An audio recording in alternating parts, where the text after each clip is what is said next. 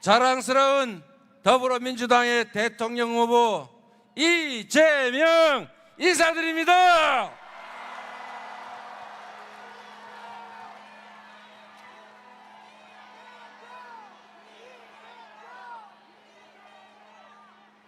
여기가 그 용이 산다는 산 용산 맞습니까? 그 용이 어제 잘 있나요? 뭐라고요? 여러분, 먹고 살기 어렵지 않습니까? 세상이 불안하지요?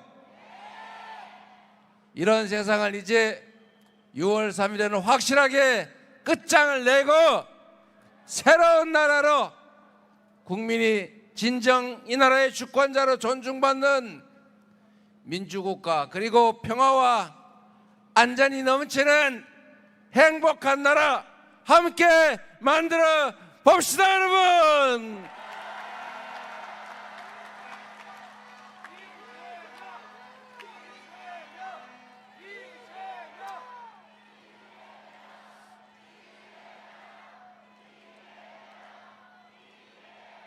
제가 전국을 대충 이렇게 한번 돌아보고 오는 길인데, 어딜 가나 들리는 얘기는 먹고 살기 어렵다는 얘기입니다. 이게 어쩌다 이렇게 됐습니까? 세계 10대 경제 강국이라 불렸던 이 대한민국이 갑자기 보릿고개 금방 막 지난 옛날의 대한민국처럼 되어버렸어요. 더 문제는 미래가 암울하게 느껴진다는 것입니다. 지금은 당장 어려워도 내일은 더 낫겠지, 우리가 조금 더 노력하면 더 나은 세상이 열리겠지, 이렇게 믿어지는 세상을 우리는 기대했는데, 이제는 그 반대로 오늘도 걱정인데 내일은 더 걱정인 그런 세상이 되어버렸어요. 이 나라 전체적으로 경제뿐만이 아니라 민생도 사회도 얼마나 불안해졌습니까? 불안해서 살 수가 없어요. 더군다나 이게 혹시 전쟁 나지 않을까 걱정해야 되는 세상까지 돼버렸어요. 대체 왜 이렇게 됐습니까? 윤 뭐 때문이라고요?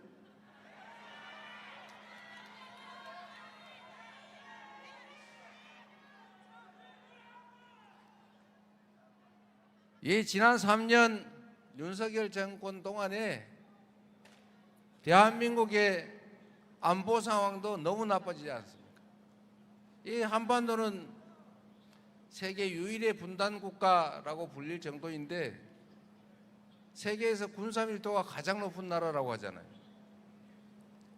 그런 나라다 보니 평화가 곧 돈인 나라입니다. 혹시 전쟁하지 않을까? 미래가 불안하면 경제가 살 수 없어요. 외국인 투자를 유치를 하려고 해도 혹시 저 나라가 나중에 뭔 일이 생기면 어떻게 될까? 이런 걱정이 되니 투자도 망설일 수밖에 없지 않습니까? 그게 현실이죠. 그런데 여러분, 저는 계엄하겠구나 이 사람들이 라고 생각한 여러 가지 추론의 근거가 있었는데, 그 중에 하나가 북한이 휴전선에다가 다리를 끊고 도로를 끊고 심지어 개활지, 이 차가 지나가거나 뭘 할 수 있는데 전부 장벽을 쌓더라는 거예요. 6.25 이후에 없던 일을 북한이 하고 있었던 겁니다. 대체 북한이 왜 장벽을 쌓을까? 휴전선에 돈 들여서 먹고 살기도 거기도 팍팍할 텐데, 남쪽에서 탱크로 밀고 올라갈까 봐 무서워서 탱크 장벽을 쌓은 거 아니겠어요? 북한이 이렇게 느낄 정도였으니 다른 나라는 오죽했겠냐고요. 제가 그걸 보고 이 사람들이 뭔가 사고를 쳐도 크게 치겠구나. 계엄을 해야 되는데 명분이 없으니까 북한에 자극을 해가지고 북한하고 한판 군사적 충돌을 일으킨 다음에 그 핑계로 군사 쿠데타를 하려고 하는구나. 비상계엄을 하려고 그러구나. 이렇게 제가 확신하게 됐죠. 제가 보기에는 아주 오랫동안 북한을 자극을 했는데 북한이 눈치를 채고 그냥 잘 견딘 것 같아요. 그러다 보니 결국은 백주 대낮에 아무 일도 없는데 뜬금없이 비상계엄을 선포해가지고 국회에다 군대를 보내고 이재명부터 박찬대, 정청래 막 다 잡아가지고 배에다 실어가지고 연평도 가는 배 안에서 폭발을 시켜서 바다에 빠뜨려 죽이겠다, 이런 계획을 했던 거 아닙니까?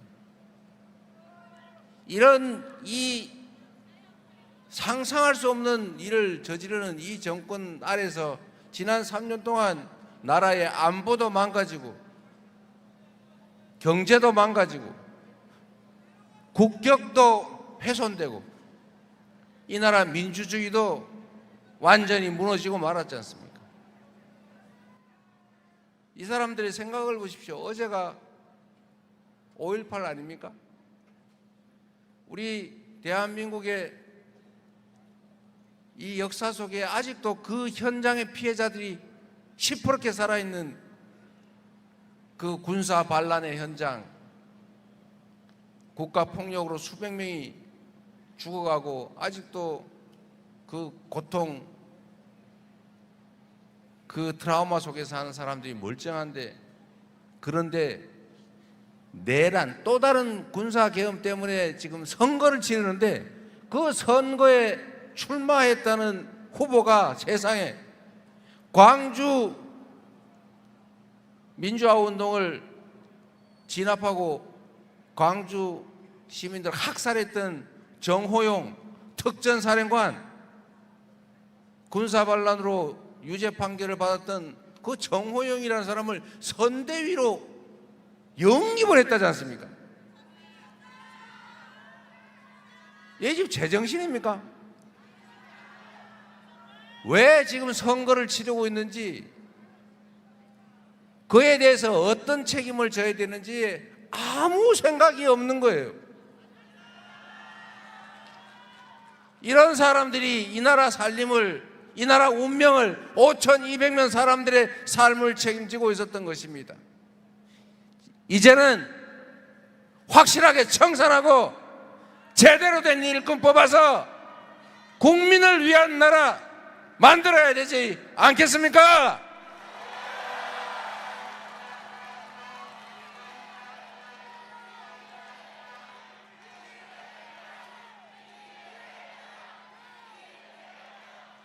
정치는 정치인들이 하는 것처럼 보이지만 실제로는 누가 한다고요? 국민이 하는 거죠. 6월 3일에 새로운 나라를 만들 사람이 누굽니까, 여러분?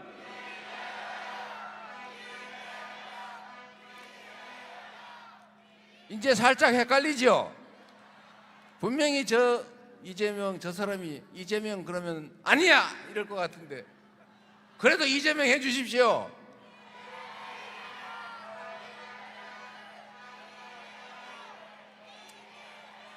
(6월 3일에) 새롭게 출발할 이 나라, 새로운 세상을 만들 주체는 이재명이라는 사람을 일꾼으로 뽑아서 확실하게 책임을 질 국민들, 바로 여러분 아니겠습니까?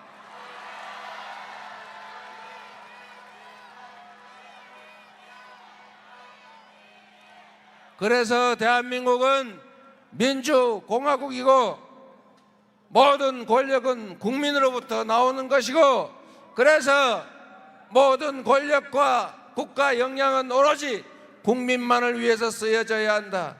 국민에게 선출된 권력이든 그로부터 위임받은 임명 권력이든 오로지 모든 행동의 준거는 국민이고 권력 행사의 최종 목표도 국민이고 권력의 존재 이유도 바로 국민 그 자체다. 맞습니까 여러분?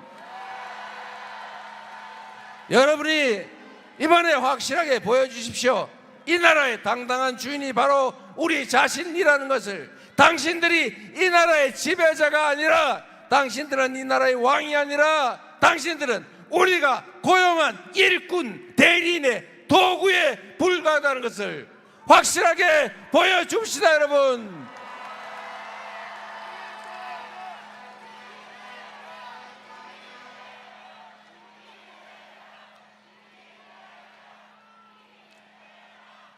여러분, 여기 보니까 김상욱 의원이 와 계신 것 같더라고요. 우리 대한민국 국민들은 참으로 위대한 국민들입니다. 전 세계 해방된 식민지 중에서 유일하게 산업화와 민주화를 동시에 이뤄낸 나라입니다. 위기 때마다 이 권력자들이 국민을 배반하고 부패하고 사적 욕망에 사로잡혀서 나라의 위기를 불러올 때마다 언제나 그 위기를 극복해낸 건 바로 여러분 국민들이었습니다. 5.18 민주화 운동으로 그 오랜 군사 정권을 끝냈습니다. 그리고 87년에 직선제를 쟁취해서 민주주의의 토대를 쌓았고 드디어 전 세계 어느 나라도 어느 민족도 경험하지 못한 무혈의 평화혁명을 무려 10년도 안 돼서 2번씩이나 해낸 위대한 국민 아닙니까 여러분? 바로 여러분이 그 주체 주역들 아닙니까? 이 위대한 국민들이 이 작은 난관들, 우리가 겪는 이 일시적인 경제적인 어려움 왜 못 이기겠습니까? 힘을 합치면 되겠지요. 문제는 우리가 남북으로 동서로 서로 남녀로 갈려서 싸운다는 사실입니다. 먹고 살기도 힘들고 미래도 불확실한데 대체 왜 이렇게 갈라져 싸우는 것입니까? 정치인들이 문제 아닙니까?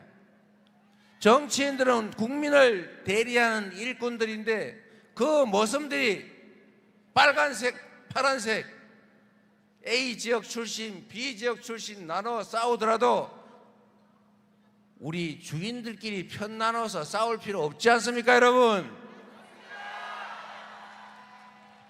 정치인들이 싸우면 그 정치인들한테 붙어서 우리까지 편 나눠 싸울 게 아니고 그 정치인들이 왜 싸우나를 잘 봐서 나쁜 의도를 가진 주인을 배반하는, 주인을 거역하는 잘못된 일꾼들을 골라내서 심판해 줘야 되지 않겠습니까? 나쁜 짓을 해도 나하고 출신이 같으니까, 못된 짓을 해도 나하고 같은 색을 좋아하니까 이렇게 옥냐 해주면 나쁜 사람이 더 유리한 이상한 세상 되지 않습니까? 악화가 양화를 구축하게 방치하면 안 되죠.